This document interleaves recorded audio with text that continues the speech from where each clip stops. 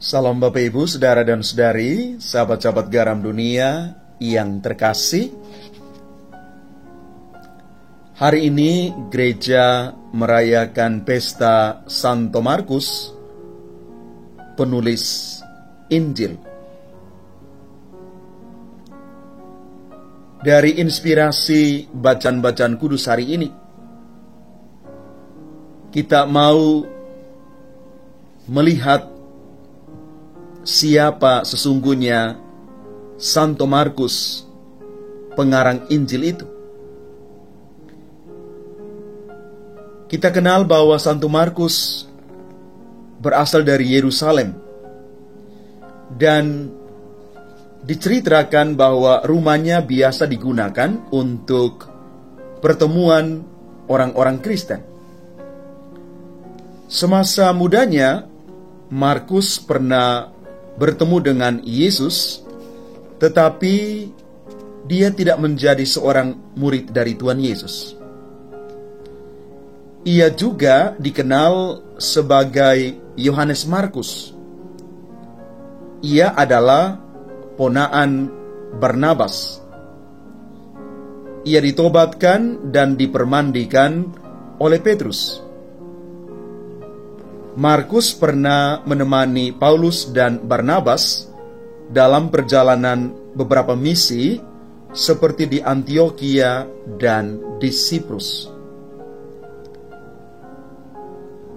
Markus juga adalah orang yang dekat dengan Petrus. Di Roma, Markus menjadi pembantunya Petrus.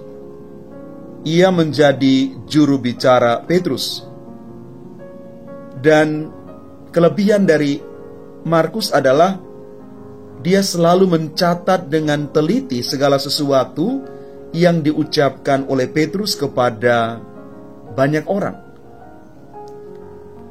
Saat Santo Petrus dan Paulus dibunuh oleh Kaisar Nero, Markus berangkat ke Mesir, dan di sana ia disebut oleh Santo Hieronymus sebagai bapa para pertapa di gurun pasir Mesir. Kemudian Markus menjadi uskup Alexandria dan dibunuh karena imannya akan Kristus. Jenazahnya dibawa ke Venesia, dan relikuinya sampai sekarang disimpan di Basilika Santo Markus dan dikunjungi oleh banyak orang. Bapak, Ibu, Saudara dan Saudari yang terkasih, Santo Markus adalah profil seorang murid yang sungguh-sungguh menggunakan bakatnya sebagai penulis untuk mewartakan kabar gembira. Ketekunannya untuk mewartakan dinyatakan melalui cara menuliskan ucapan Petrus, dan ini merupakan pilihan yang tepat. Ia menjadi seorang yang setia dan tekun mendampingi Paulus dan Petrus dalam mengungkapkan dan mengabarkan kabar gembira Injil itu kepada orang banyak. Karena itu, di mata Petrus dan Paulus, Markus dianggap sebagai anak yang baik, setia, dan tekun. Bapak, Ibu, Saudara dan Saudari yang terkasih, kadang kita mengerti pewartaan hanya sebatas menjadi katekis, guru agama, pastor, biarawati. Padahal menjadi pewarta itu tidak hanya sebatas itu. Memang para guru agama, para katekis, dan juga para imam dipanggil untuk karya pewartaan ini. Tetapi kita juga bisa menggunakan segala bakat dan kemampuan yang ada pada kita untuk mewartakan kabar gembira Tuhan itu. Misalnya, dengan menjadi seorang penulis, pemusik, pelukis, seniman, dan lainnya. Dengan karya-karya kita, orang bisa menikmati hadirnya Tuhan. Lewat karya-karya yang indah itu, kita sudah merasul, kita sudah mewartakan kebaikan Tuhan.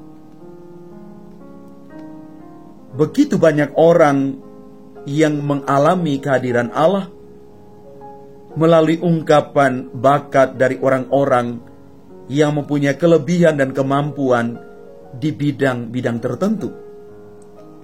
Semoga kita tidak menyia-nyiakan bakat dan talenta yang sudah Tuhan percayakan kepada kita. Mari Bapak Ibu, saudara-saudari yang terkasih, semoga semangat penginjilan dari Santo Markus ini sungguh menginspirasi kita untuk yang pertama, makin mencintai kitab suci. Ada waktu untuk membaca dan merenungkan kitab suci setiap hari, yang menjadi sumber kekuatan dalam seluruh perjalanan hidup iman kita, yang berpuncak ketika kita merayakan Ekaristi Kudus. Tuhan memberkati kita sekalian. Amin.